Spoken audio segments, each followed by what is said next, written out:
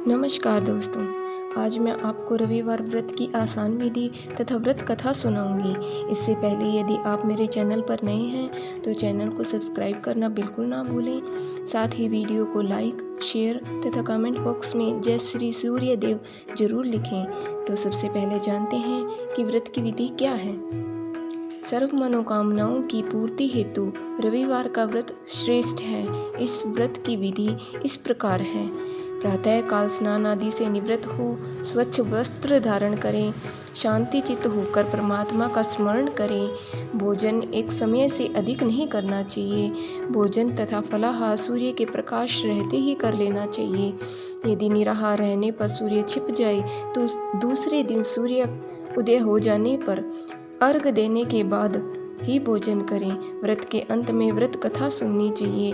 व्रत के दिन नमकीन तेल युक्त भोजन कदापि ग्रहण न करें। इस व्रत के करने से मान सम्मान बढ़ता है तथा शत्रुओं का क्षय होता है। आँख की पीड़ा के अतिरिक्त अन्य सब पीड़ाएं दूर हो जाती हैं। तो जानते हैं कि रविवार की व्रत कथा किस प्रकार है। एक बुढ़िया थी। उसका नियम था प्रति रविवार को सवेरे ही स्नान आदि कर, घर को गोबर से लीप कर, फिर भोजन तैयार कर, भगवान को भोग लगाकर स्वयं भोजन करती थी। ऐसा व्रत करने से उसके घर अनेक प्रकार धन धान्य से पूर्ण था। श्री हरि की कृपा से घर में किसी प्रकार का विघ्न या दुख नहीं था। सब प्रकार से घर में आनंद रहता था। इस तरह कुछ दिन बीत जाने पर उसी की एक पड़ोसन, जिसकी गौ का गोबर वह बुढ़िया लाया करती थी, विचार करने लगी कि यह वृद्धा सर्वदा मेरे गौ का गोबर ले जाती है, इसलिए अपनी गौ को घर के भीतर बांधने लगी। बुढ़िया को गोबर न मिलने से रविवार के दिन अपने घर को न लीप सकी, इसलिए उसने न तो भोजन बनाया न भगवान को भोग लगाया तथा स्वयं भी उसने भोजन नहीं किया। इस प्रकार उसने निराहार व्रत किया। रात्रि हो गई, वह भूखी सो गई। रात्रि में भगवान ने उसे स्वप्न दिया और भोजन न बनाने तथा लगाने का कारण पूछा। वृद्धा ने गोबर न मिलने का कारण सुनाया तथा भगवान ने कहा कि माता, हम तुमको ऐसी गौ देते हैं जिससे सभी इच्छाएं पूर्ण होती है, क्योंकि तुम हमेशा रविवार को गौ के गोबर से लीप कर भोजन बनाकर मेरा भोग लगाकर खुद भोजन करती हो। इससे मैं खुश होकर तुमको वरदान देता हूँ। निर्धन को धन, बांझ स्त्रियों को पुत्र देकर दुखों को दूर करता हूँ तथा अंत समय में मोक्ष देता हूँ। स्वप्न में ऐसा वरदान देकर भगवान तो अंतर्ध्यान हो गए और वृद्धा की आंखें खुली तो वह देखती है कि आंगन में एक अति सुंदर गौ और बछड़ा बंधे हुए हैं। वह गाय और बछड़े को देखकर अतीव प्रसन्न हुई और उसको घर के बाहर बांध दिया और वहीं खाने को चारा डाल दिया। जब उसकी पड़ोसन बुढ़िया ने घर के बाहर एक अति सुंदर गौ और बछड़े को देखा तो द्वेष के कारण उसका हृदय जल उठा और उसने देखा कि गाय ने सोने का गोबर किया है, तो वह उस गाय का गोबर ले गई और अपनी गाय का गोबर उसकी जगह रख गई।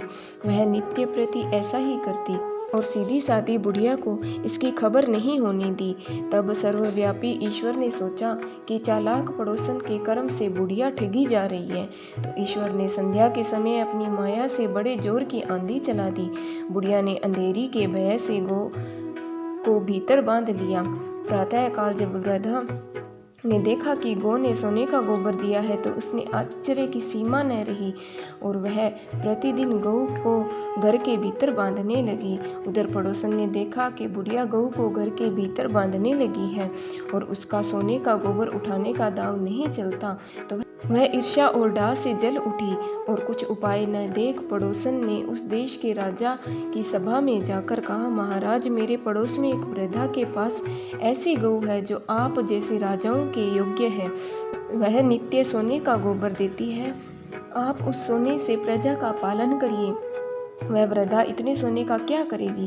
राजा ने यह बात सुनते ही अपने दूतों को वृद्धा के घर में गऊ लाने की आज्ञा दी।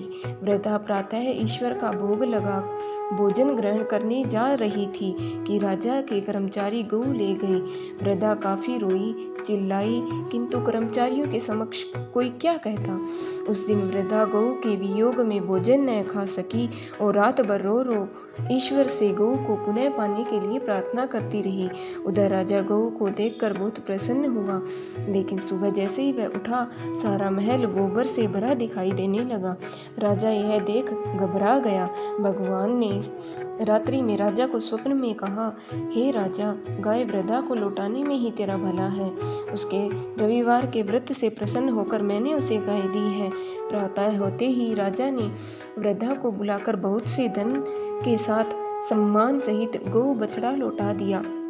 उसकी पड़ोसिन दुष्ट बुढ़िया को बुलाकर उचित दंड दिया। इतना करने के बाद राजा के महल से गंदगी दूर हो गई। उसी दिन से राजा ने नगरवासियों को आदेश दिया कि राज्य की तथा अपनी समस्त मनोकामनाओं की पूर्ति के लिए रविवार का व्रत करो। व्रत करने से नगर के लोग सुखी जीवन व्यतीत करने लगे। कोई भी बीमारी तथा प्रकृति का प्रकोप उस नगर पर नहीं होता था। सारी प्रजा सुख से रहने लगी। जय हो सूर्यदेव की।